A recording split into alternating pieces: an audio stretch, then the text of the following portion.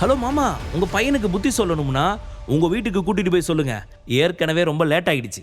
இப்போ கிளம்புறீங்களா என்ற விக்ரம் கதவை நோக்கி கை காட்டினான். விக்ரம் அவ்வாறு சொன்னதும் யஷ்வந்த் திகைத்து நின்றார்.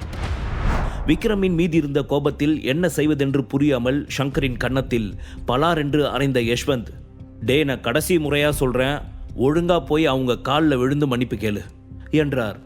இல்லப்பா, என்னால முடியாது. நான் ஏன் அப்படி பண்ணணும்? இந்த சுரபி குடும்பத்தை காலில் விழுந்து நான் மன்னிப்பு கேட்கணுமா? அது எப்பவுமே நடக்காது என்று சங்கர் கோபமாக சொன்னான். சங்கர் சொன்னதை கேட்டு கோபமடைந்த யஷ்வந்த் அவனை முன்னே தள்ளி, நீ இப்போ உடனே உன் தம்பி காலில் விழுந்து மன்னிப்பு கேட்கிற, இல்லைனா என் வீட்டில் உனக்கு இனி இடம் இல்லை என்றார். சங்கரால் அதற்கு மேல் ஒரு வார்த்தை கூட பேச முடியவில்லை.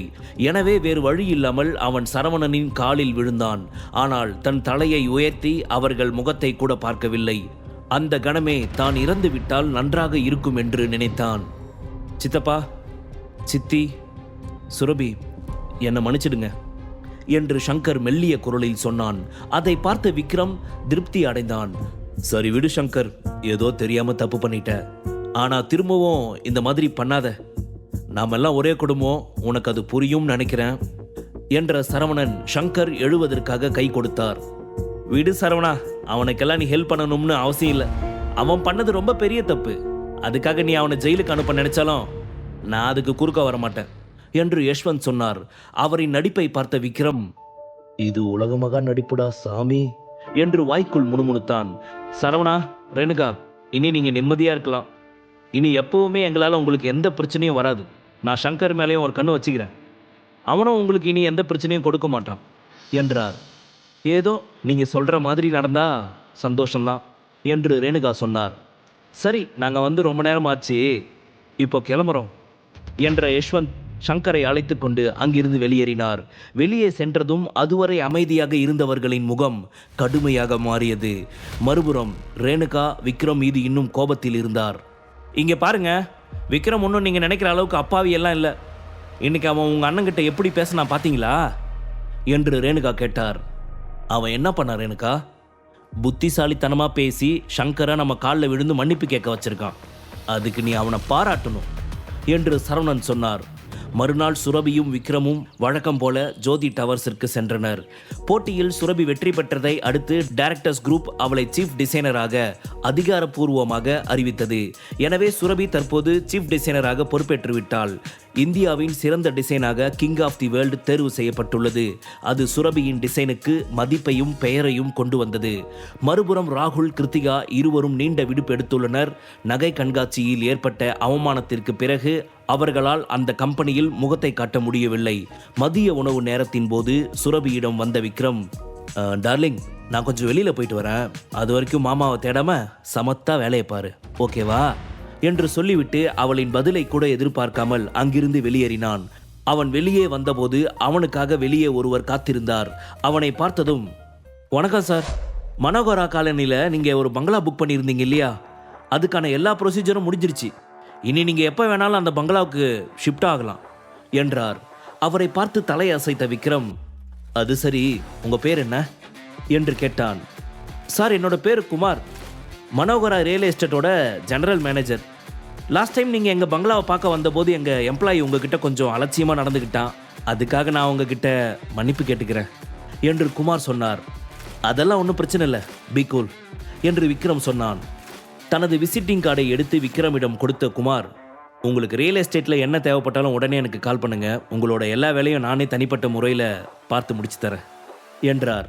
அவரை பார்த்து புன்னகைத்த விக்ரம், சரி சார், நான் கிளம்புறேன் என்றவன் அவரிடம் இருந்த பங்களாவின் டாக்குமெண்ட்டுகளை வாங்கி கொண்டு அலுவலகத்திற்குள் நுழைய முற்பட்ட போது அவனுடைய போன் அடித்தது. சுரபிதான் போன் செய்திருந்தாள். அவன் போனை எடுத்ததும், விக்ரம், இப்போதான் அப்பா ஃபோன் பண்ணாங்க, இன்னைக்கு நைட்டு ஏதோ டின்னருக்கு போகிறாங்களாம், நீயும் நானும் கூட அதில் கலந்துக்கணும் என்று சொன்னாள். டின்னரா? திடீர்னு என்ன என்று விக்ரம் கேட்டான். அப்பாவோட ஃப்ரெண்டு புது வீடு வாங்கியிருக்காரு, அதுக்காக டின்னர் கொடுக்குறாங்க என்று சுரபி சொன்னாள். அப்படியா? யார் அது என்று விக்ரம் கேட்டான். பிரம்மானந்தம் அங்கிளோட பொண்ணு ஒரு பையனை லவ் பண்ணுறா. அவன் ஒரு ரியல் எஸ்டேட் கம்பெனியில் மேனேஜராக வேலை பார்க்குறான். அவன் தான் தன்னோட லவ்வருக்கு புது வீடு வாங்கி கொடுத்துருக்கான் என்று சுரபி சிரித்து கொண்டே சொன்னாள். சரி, போயிட்டா போச்சு. என்ற விக்ரம் போனை கட் செய்தான். மாலை நேரம். நால்வரும் காரை விட்டு இறங்கி ரெஸ்டாரண்ட் உள்ளே சென்றனர். ரெஸ்டாரண்டிற்கு உள்ளே செல்லும் போது சுரபி விக்ரமுடன் பேசிக் கொண்டிருந்தாள்.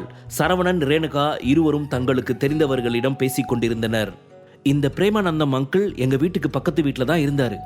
எங்க 2 பேர் குடும்பமும் ஒரே ஸ்டேஜில் தான் இருந்தாங்க. ஆனா டைரக்டர் குரூப்ல இருந்து அப்பாவை தூக்கிட்ட பிறகு அவர் எங்க கூட ரிலேஷன்ஷிப்பை கம்ப்ளீட்டா கட் பண்ணிட்டாரு. அது மட்டும் இல்ல, எங்க பார்த்தாலும் எங்களை கேலி பண்ணுவாங்க. இன்னைக்கு நான் சீஃப் டிசைனரா இருக்கிறதால அவங்க மொத்த குடும்பத்தையும் டின்னருக்கு இன்வைட் பண்ணியிருக்காங்க. அதை நினைக்கும் போது எரிச்சலா இருக்கு. இப்ப திரும்பவும் நம்மளை பார்த்து போலியா சிரிச்சு போலியா பேசுவாங்க. இவங்க எல்லாம் என்ன ஆளுங்களோ என்று சுரபி விக்ரமிடம் புலம்பினாள். விடு பேபி, உலகம் அப்படிதான். இதெல்லாம் நாம பெருசா எடுத்துக்க கூடாது என்று விக்ரம் சொன்னான். அவர்கள் ரெஸ்டாரண்டிற்குள் நுழைந்ததும் பிரேமானந்தம் அங்கிள் பிரம்மானந்தம் அவர்களை வரவேற்றார். அட சுரபி, சீஃப் டிசைனர் ஆயிட்டேன்னு கேள்விப்பட்டேன். அதுக்கப்புறமே இந்த விக்ரம் கூட தான் இருக்கியா என்று பிரம்மானந்தத்தின் மனைவி லலிதா கேட்டார். விக்ரம் சுரபிக்கு கீழே தான் அசிஸ்டண்டா இருக்கான். அதனால இப்ப இல்ல, எப்பவுமே அவன் சுரபி கூட தான் இருந்தாகணும் என்று ரேணுகா சொன்னார். அப்போது அங்கு கருப்பு நிற ஆடி கார் வந்தது. அந்த காரை பார்த்த லலிதா, அங்க பாருங்க, அதுதான் என் பொண்ணு சம்யுக்தாவோட வருங்கால புருஷன். அவரை பார்த்தீங்களா? எவ்வளோ அழகா இருக்காருல்ல. அவர் வச்சிருக்க காரு சுரபி வச்சிருக்கிறத விட பல மடங்கு விலை அதிகம். அது மட்டும் இல்லை, இன்னும் கொஞ்ச நாள் அவர் வேற ஏதோ புது கார் வாங்க போறாராம். அதை வாங்கினதும் இந்த காரை எங்களுக்கு கொடுக்கறதா சொல்லியிருக்காரு. வார எனக்கா, நான் உன்னை அவருக்கு இன்ட்ரடியூஸ் பண்ணுறேன் என்று லலிதா சொன்னார். அவன் அங்கு வந்ததும் லலிதா ரேணுகாவின் குடும்பத்தை அவனுக்கு அறிமுகம் செய்து வைத்தார். ஆனால் அவன் அவர்களிடம் பேச துளியும் ஆர்வம் காட்டவில்லை. அதுவே அவன் ஈகோவை காட்டியது. ஆன்ட்டி, அங்கிள் வாங்க, நாம போய் டின்னர் சாப்பிடலாம் என்று அவன் சொன்னான். வார எனக்கா, நம்மளும் மேலே போய் டின்னர் சாப்பிடலாம் என்று அவர்களை அழைத்த லலிதா அவர்கள் வருகிறார்களா என்று கூட கவனிக்காமல் தன் மருமகனுடன் மேலே சென்று விட்டார். அவர் சென்றதும் தன் மகளை முறைத்து பார்த்த ரேணுகா, நாமளே கொஞ்ச நேரம் சந்தோஷமா இருக்கலாம்னு தான் இங்கே வந்திருக்கோம். இங்கேயும் எதுக்காக இவனை கூட்டிட்டு வந்த? இவனால எங்க போனாலும் நமக்கு அவமானம் தான் என்று கோபமாக சொன்னார். அம்மா, ஏமா இப்படிலாம் பேசுறீங்க? 1000 இருந்தாலும் விக்ரம் என் புருஷன், நம்ம குடும்பத்தில் ஒருத்தன். பாருங்க, எல்லாரும் அவங்க வீட்டு மருமகனுக்கு எவ்வளோ மரியாதை கொடுக்குறாங்க. ஆனால் நீங்கள் விக்ரமுக்கு ஒரு நாள் கூட மரியாதை கொடுக்கவே மாட்டீங்கம்மா என்று சுரபி வருத்தத்துடன் சொன்னாள். ஆமாம், இவனுக்கு மாப்பிள்ளை மரியாதை கொடுக்காதது ஒன்று தான் குறைச்சல். இப்போ நாம் மேலே போனது இவனை பார்த்தது எல்லாரும் இவனை மட்டும் இல்லை, நம்மளையும் சேர்த்து கேலி பண்ண தொடங்கிடுவாங்க என்று ரேணுகா சலிப்பாக சொன்னார். போது ரேணுகா, நிறுத்து. எப்போ பார்த்தாலும் இதையே சொல்லிக்கிட்டு. வீட்டில் தான் இப்படி பேசுகிறேன்னு பார்த்தா வந்த இடத்துல கூட இப்படி தான் பேசுவியா? கொஞ்ச நேரம் வாயை மூடிக்கிட்டு வாங்க, எல்லாரும் மேலே போகலாம் என்று சரவணன் சொன்னார். முழு கதையையும் கேட்டு மகிழ பாக்கெட் FM ஆப்பை டவுன்லோட் செய்யுங்கள். லிங்க் டிஸ்கிரிப்ஷனில் கொடுக்கப்பட்டுள்ளது.